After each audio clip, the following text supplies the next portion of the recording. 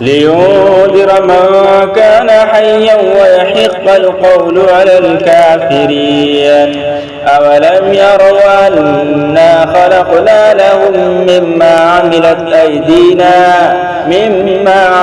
أيدينا أنعاما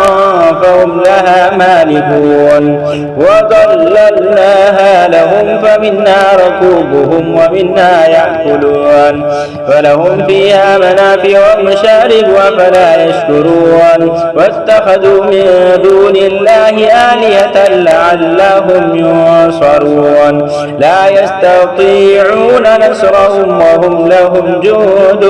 محضرون فلا يحزنك قولهم إنا نعلم ما يسرون وما يعلنون أولم يرى الإنسان أنا خلقناه من نطفة فإذا هو خصيم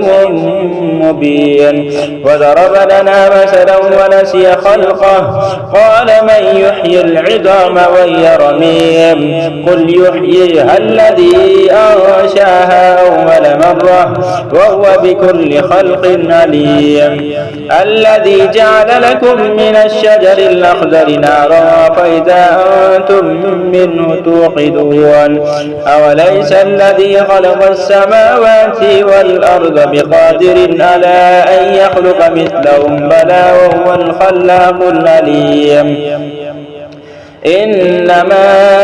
أمره إذا أراد شيئا أن يقول له كن فيكون فسبحان الذي بيده ملكوت كل شيء وإليه ترجعون صدق الله العظيم.